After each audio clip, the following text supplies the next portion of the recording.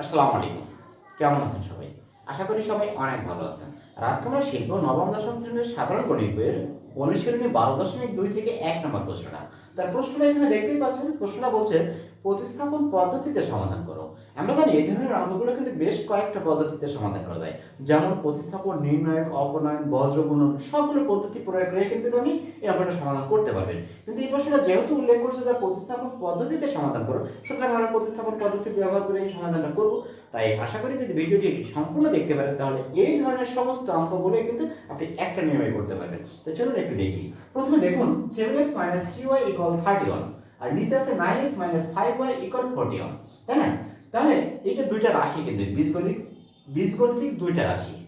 তা দুইটা রাশি যেহেতু আমরা একটা দেবো 1 নম্বর আর পরেরটা দেবো 2 নম্বর, তার মানে 1 নম্বর সমীকরণ এবং 2 নম্বর সমীকরণ, এটা কিন্তু একটা সমীকরণ হয়ে গেল, তাই না? আমরা জানি সাধারণত মাঝখানে যদি ইকুয়াল চিহ্ন দিয়ে দুই পাশে দুইটা অঙ্ক থাকে সেটা আমরা সমীকরণ বলে থাকি, অর্থাৎ 1 নম্বর সমীকরণ এবং 2 নম্বর সমীকরণ। তার প্রথমে আমরা যেটা করব 1 নম্বর সমীকরণ থেকে পাই।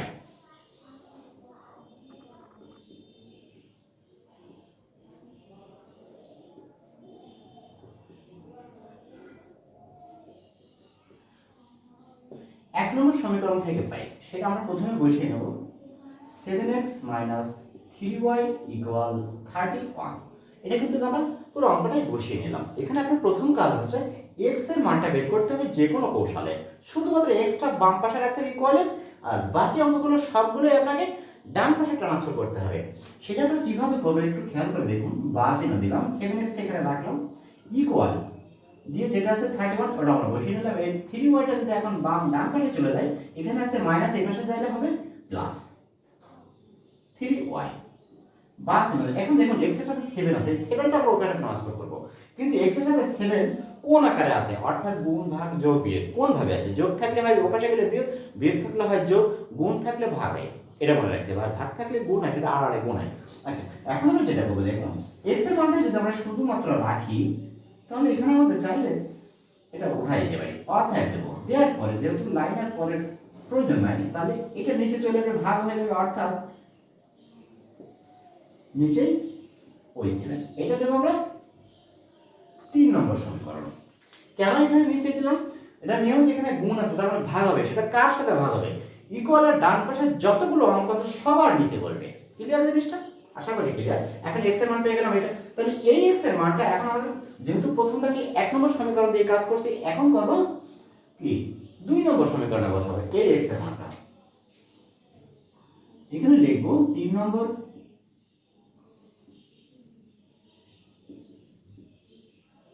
সমীকরণের x এর মান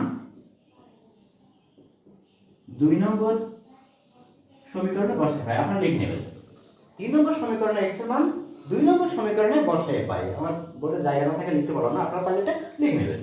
এখন যেটা দেখুন 2 নম্বর সমীকরণটা আছে হলো 9x 5y 41। এখন x এর মান হচ্ছে 31 3y/7, এটা কিন্তু আমরা বসাই দেব। সেটা কিভাবে বসাবো দেখুন, 9 যেটা আছে বা চিহ্ন দিয়ে দিলাম, 9 যেটা আছে সেটা এইভাবে বসিয়ে নিলাম, নেওয়ার পরে ব্র্যাকেট দিয়ে দিলাম। x এর জায়গায় যেহেতু বেশ কয়েকটা আমরা এজন্য কিন্তু ব্র্যাকেট দিচ্ছি, অর্থাৎ 31 3y নিচেই 7, ব্র্যাকেটটা ক্লোজ করলাম, -5y আছে পাশে বসিয়ে দিলাম ইকুয়াল 41, এটা বসিয়ে দিলাম। তোমাদের এখন আমাদের কি করতে হবে, এই 9 এর ভিতরে যে অঙ্কগুলো আছে সবার সাথে গুণ করতে হবে। তবে সাধারণত একটা জিনিস আপনি মনে রাখবেন যে নিচে যেটা থাকে তার সাথে কিন্তু এটা গুণ হয় না। তো বন্ধুরা এখন আমরা যেটা করব, এই যে 9 এই ব্র্যাকেটের আগে যে 9 আছে, এই 9টার ভিতরে যে ব্র্যাকেটের মধ্যে যে অঙ্কগুলো আছে সবার সাথে গুণ হবে। তবে সবসময় মনে রাখবেন এটা লবের সাথে গুণ হয়, অর্থাৎ নিচে তো 7 আছে, আপনার প্রশ্ন থাকতে পারে এই 9 কি নিচে যে 7 আছে তার সাথে গুণ হবে? আসলে কিন্তু তা হবে না, এটা সবসময় উপরে যা থাকে যে অঙ্কগুলো থাকে তার সাথে গুণ হয়, অর্থাৎ 9 31 3y এর সাথে গুণ হবে।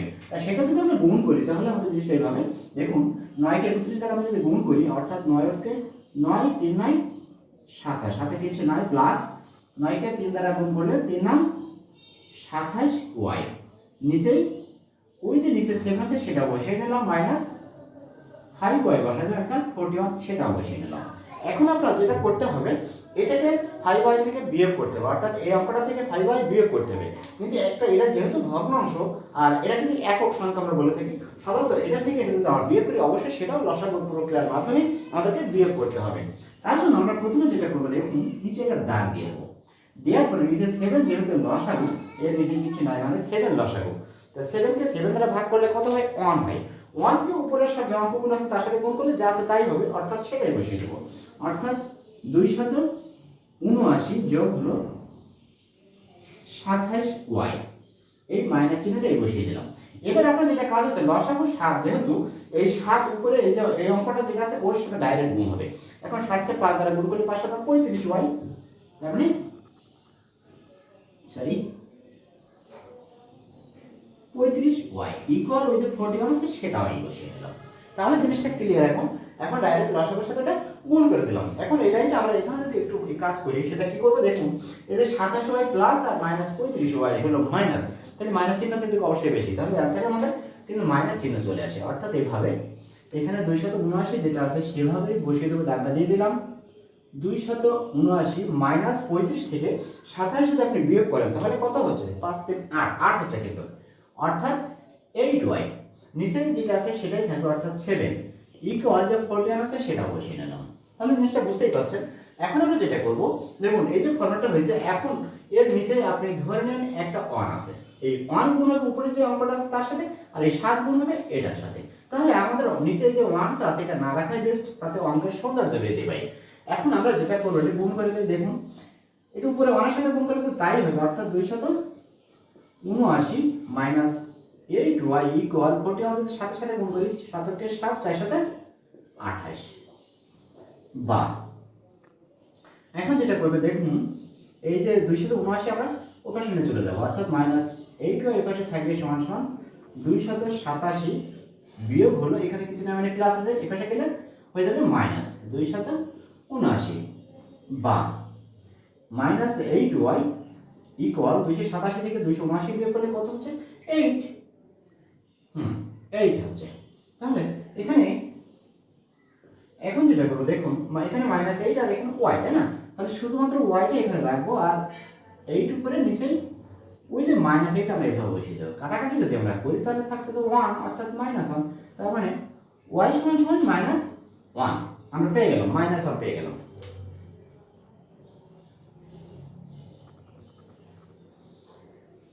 এখন আপনি কি করবেন, এখন আমাদের যেটা করার সেটা হচ্ছে এই y এর মানটা আপনি 3 নম্বর সমীকরণে বসাবেন। 3 নম্বর সমীকরণে y এর মান বসাবেন।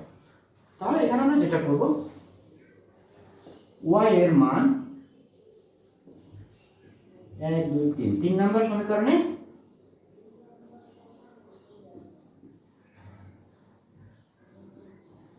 বসায়।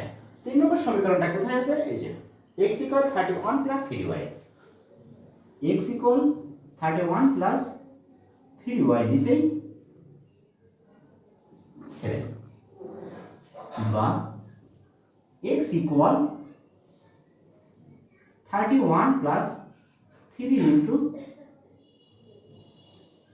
y মান কত -1 দিয়ে দিলাম, নিচে 7 ছিল 7 বসিয়ে দিলাম বা x 31 sorry plus minus minus হয়ে যাবে, এখানে এই জিনিসটা মনে রাখবেন, এখানে এই জিনিসটা ভুল করবেন না, আমি যেমন ভুল করছি মাইনাস 3 কে 3 নিচে 7। আমরা এখানে দেখি সমাধানটা শেষ করতে পারি কিনা।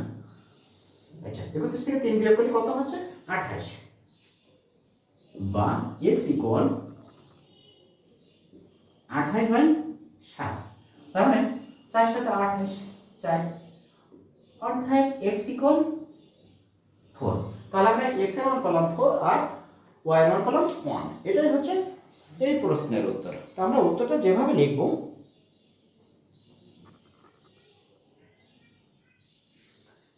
উত্তরটা আমরা লিখব অর্থাৎ নির্ণয় সমাধান দিয়ে 4x y, অর্থাৎ আমি যদি একটু মুছে দিই, সেটা মুছতে চাচ্ছিলাম না যদিও। আচ্ছা এখানে প্রশ্নটা রাখলাম, দেখুন